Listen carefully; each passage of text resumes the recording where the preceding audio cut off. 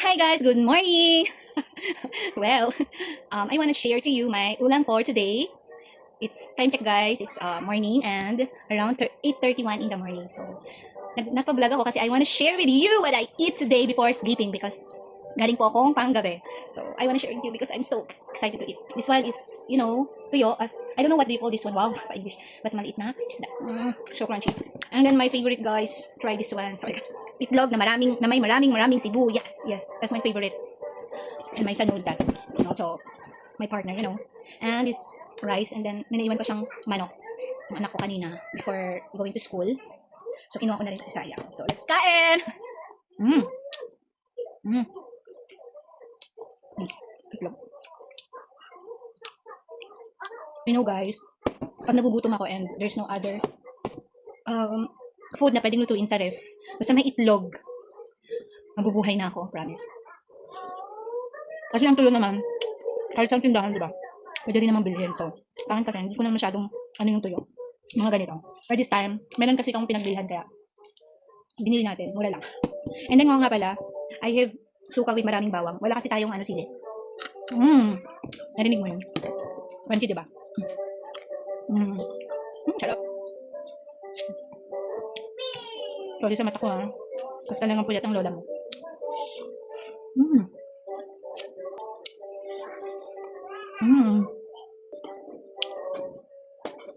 Kuha tayo ng suka. And then, maraming kain. Parang walang sili. Pero hindi naman ako fan ng sili. Konting spice lang.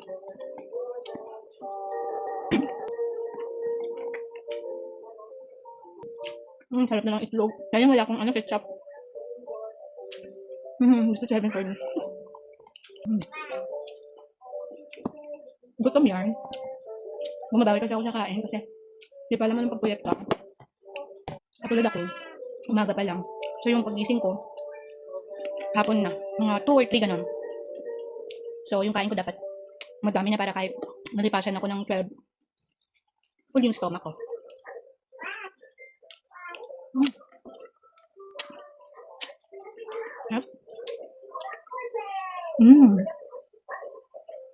By the way, I have coffee here. Every morning talaga. Kahit matutulog ako, dapat lagi ako may kape.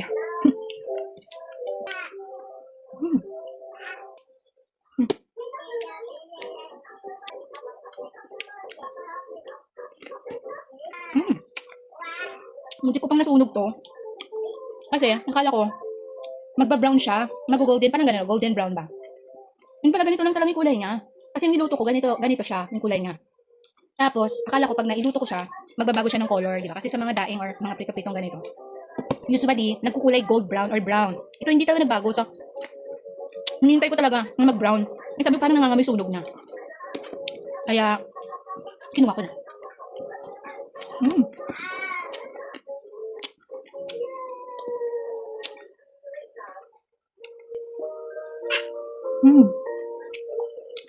Buti yung anak ko.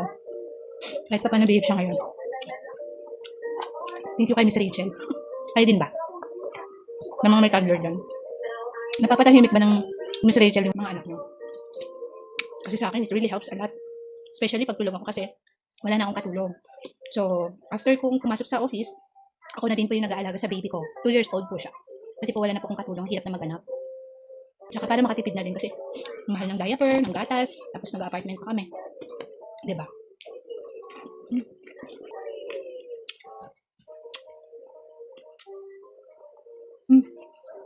Ang dami pong rice ngayon. Ang dami yata nalagay ko. Ngayon, pawis ko.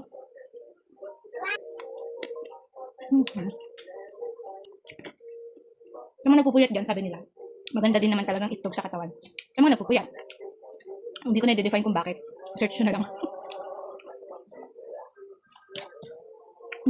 Mami lang ako. Grabe, 3 itlog to. Magtitira ko para mamaya. Pero yung maubos ko na. Grabe nung bakit kayo hindi nakakasawa yung mga ganito kahit minsan mo lang kakainin. Nakakagawa na ng pagkain, no? Sayang hindi fried rice yung rice ko, ya. Pero okay na din.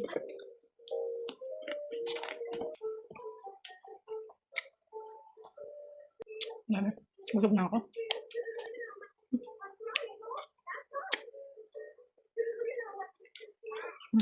Naririnig mo? Sana oo. Kasi may background music ako eh.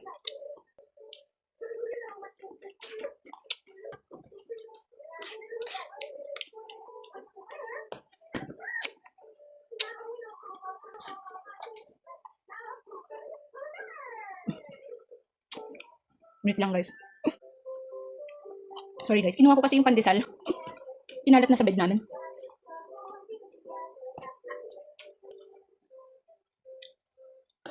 Last bite pa.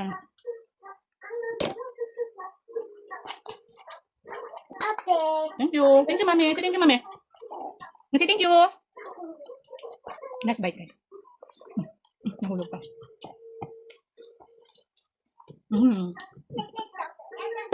Bumar na. That's for today, guys. Thank you for being with me. I hope you enjoy my video. Bye-bye.